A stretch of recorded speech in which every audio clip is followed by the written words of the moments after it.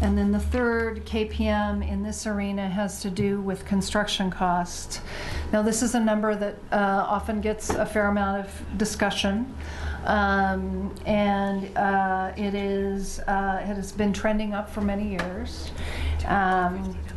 I very much believe that it should be tracked, and it is something, of course, legislators and the housing director ought to keep track of. I need to say, however, there's not much I can do about it. And so if we want to think about a KPM, there are many forces that are sort of environmental in nature, policy in nature. Of course, we want to pay attention to it. I'm just not sure that it's, as an indicator of our performance, is probably as relevant as some other things we might be able to come up with. Representative Neerman. Thank you, Mr. Chairman. Ms. Van Fleet, you say you can't do much about that, but I'm looking at the $237 per square foot. That just seems a little bit high to me. Like I mean, I can build a pretty nice house for. What's the driver on that you feel like you're out of control? Is it acquisition of land? Is it? I don't know. I mean. Yeah. So, Mr. Chair and Representative Neerman, it's a great question, and we scratch our heads about it. So, I think there are many factors. For sure, land is one of them. Costs of materials are another one.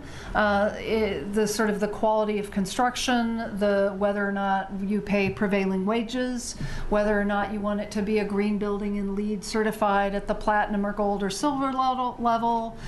There's any number of things that drive it. We are only a partial funder. And so this is why I'm saying I think we should keep track of it. I think we should press on it. As to whether or not it's something I ultimately have influence on is a different question. I can share with you that nationally, my peer agencies across the country are very concerned about this. So there is national work being done to try and figure out how do we drive cost containment.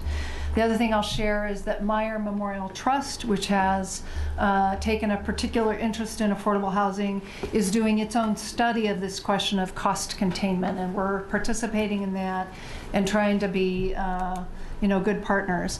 We certainly want to be aware if there's policies we're requiring in terms of unit amenities or quality or sizes or location that are cost drivers. We should be really clear about that. And I think to some degree we influence it, but for us, as it's not really, at the end of the day, we don't actually have control because we're not the developer and there's too many other forces. I hope that helps. Follow-up? Yeah, then you can have it. Yeah. So do you ever do any comparisons of, like, for instance, a private developer who's maybe developing a multi-family thing that's similar or something like that? How do they come up on that price per square foot? Mr. Chair and Representative Neerman, we're much higher, and we have looked at that, and that is something that is being studied by this Meyer group, and it's being studied nationally. I don't have it off the top of my head here, but yes, this is higher. And again, I think there's any number of explanations for why that might be. Yeah. Thanks. And Representative Whitsitt.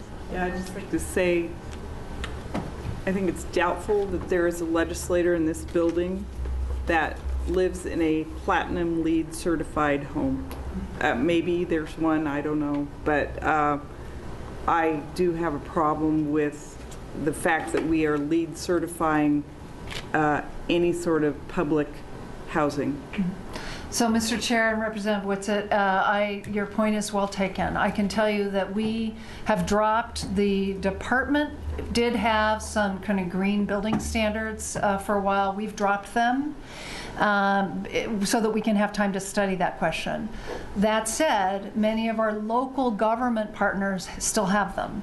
And so even if we say you're not required to do that in order to get our tax credits or our grants, if the local jurisdiction says, no, we want it, and they're putting money on the table, they sort of get to call that shot. And so that's the other piece is when there's lots of layers of money, including multiple layers of public money, we don't call the entire sort of, it's not completely up to us.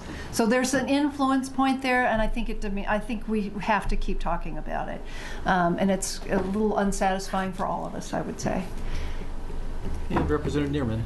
Thank you, Mr. Chairman. I don't know, when you say that, like, as if you're being pushed around by these other municipalities or something like that, I would think the state would be kind of a big player in that. And I would say, if your proposal includes $237 a square foot housing, we will not be doing a program in your municipality. Thank you very much.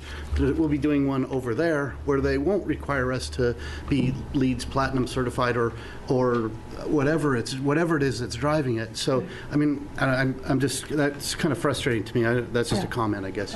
You can respond. Mr. Chair and Representative Neerman, I point well taken, and I don't disagree with what you're saying. Yeah.